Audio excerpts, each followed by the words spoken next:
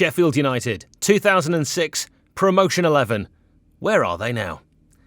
Hello and welcome back to Not One for Neutrals, the channel where nostalgia isn't just encouraged, it's mandatory.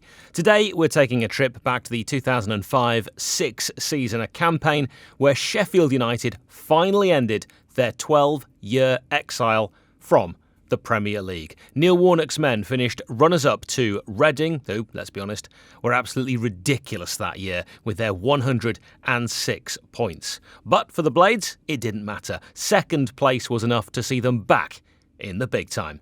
And today we're focusing on the final day of that season, a 1-0 win over Crystal Palace at Bramall Lane, sealed by a goal from captain Chris Morgan. This was the promotion party, the perfect send-off. And today we're asking, what happened to those 11 heroes and their manager? And find out the answer to the question, where are they now? Paddy Kenny, the man between the sticks. Paddy Kenny, a cult hero at Bramall Lane. Paddy signed from Bury, and barely anybody knowing who he was back in 2002. Well, that would change. He became a legend by 2006 due to his brilliant displays and his no-nonsense demeanour. Paddy stayed with United until 2010, but then he followed Neil Warnock to Queen's Park Rangers, where he won another promotion to the Premier League. After that, he had spells at Leeds and a few other clubs before winding down his playing days in the non-league. These days, Paddy's still involved in football, coaching young goalkeepers and sharing stories from his colourful career. Let's say, if you bump into him in a pub, you're getting at least 3 Warnock anecdotes before he lets you go. And who wouldn't want to listen to those? Craig Short. At centre-back, Craig Short, an experienced defender who joined the Blades towards the end of his career. Short was known for his leadership, awareness and no-nonsense defending.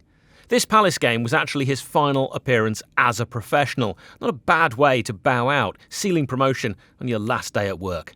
Since hanging up his boots, Short's gone into coaching and management, including stints at Ferencváros in Hungary and Notts County. These days, he's still in the coaching game, most recently working at Oxford United, taking the reins a couple of times as a caretaker manager. Craig's brother also played for Sheffield United, but Chris donned the red and white in the mid to late 90s. Chris Morgan, captain, leader, warrior. Chris Morgan, a defender who absolutely embodied the fighting spirit of Sheffield United. He even scored the winner in this Palace game, just to make sure promotion was signed, sealed and very much delivered. Morgan stayed with the Blades until 2012, racking up over 250 appearances. After retiring, he stayed at the club as a coach and even had a spell as caretaker manager. These days, he's still in the game, but as an agent. He had previously worked in backroom roles at Chesterfield and Sheffield United. For Blades fans, Morgan will always be one of their own, despite being born and bred in Barnsley. Next up, Rob Kozluk, the versatile fullback who could play on either side. Cozzy had 2 spells with Sheffield United, known for his work rate, energy and crazy pranks off the pitch. He left the Blades in 2007 for Barnsley, where he enjoyed a memorable FA Cup run, including that famous win over Chelsea. After stints at Port Vale and Bradford, he eventually retired. These days, Kozluk's involved in scouting, as well as co-commentary, and often seen on charity golf days. He might not have been the flashiest, but every team needed a Cozzy, dependable, committed, always up for a tackle. David Unsworth, a defender with a hammer of a left foot. Signed in 2005, he brought a wealth of top-flight experience to Bramall Lane. Unsworth only stayed with United for a season and a bit before moving to Wigan Athletic. During that Premier League season, he played 10 league games for them, scoring 1 goal, a penalty that sent Sheffield United down. After finishing his playing career, he moved into coaching and became well known for his work with Everton's academy, even taking caretaker charge of their first team on multiple occasions before, more recently, being manager of Oldham Athletic. He was brilliant for Sheffield United in the promotion season, but that penalty left him more of a villain than a hero at Bramall Lane. Now here's a big one. Phil Jagielka, the heart of the Blades defence, but versatile enough to play anywhere. Fans loved him for his composure, reading of the game, and knack for popping up with crucial, sometimes spectacular goals. Jagielka stayed one more year with United, impressing so much in that Premier League season that Everton came calling in 2007. He went on to spend over a decade at Goodison Park, winning Player of the Season awards and earning over 40 caps for England. Jagielka went back to Bramall Lane after Everton and kept his career going at Derby County and then Stoke before calling it a day. These days, Jagielka is seen more on the golf course than anywhere else, but popped up for a Chris Basham testimonial match and showed he definitely still has it. Michael Tongue. Midfield maestro Michael Tongue, a graduate of the Blades Academy who wore red and white for United over 250 times and was in the centre of the park against Palace that day, although he could also play on the left. Tongue stayed with United until 2008 before moving to Stoke City. His career took him through Preston, Leeds and several other clubs, always remembered though for his creativity in midfield and sometimes incredible goals. Post-playing career, Tungy was appointed as a coach at Huddersfield Town. That was in 2020. Held a post as a B-team coach in the 2024-25 season, was promoted to Town's first-team coaching staff under interim head coach John Worthington for the remainder of that season. Keith Gillespie. On the right, Keith Gillespie. Keith. A tricky winger with Premier League pedigree from his time at Newcastle United and Blackburn Rovers. Gillespie brought experience and delivery to Warnock's team. He played with United until 2009 before spells in Ireland and the non-league. Off the pitch, Gillespie's been very open about his struggles with gambling addiction, and his honesty has made him an important voice in raising crucial awareness.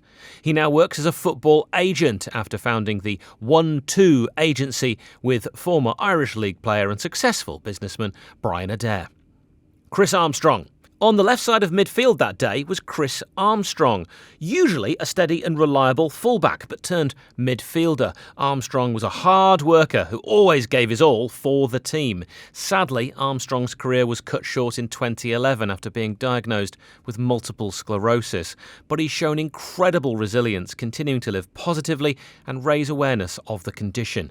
For Blades fans, Chris Armstrong isn't just remembered for his effort on the pitch, but for the courage shown off it. An inspirational figure. Neil Shipperley. Leading the line, Neil Shipperley, a big target man known for his strength, aerial ability and willingness to put himself about. Shipperley only stayed one more season with United, leaving in 2007 after helping the Blades secure that promotion. He played briefly at Brentford before retiring. Post-football, Shipperley's life has had its ups and downs, but he's been working on rebuilding away from the spotlight.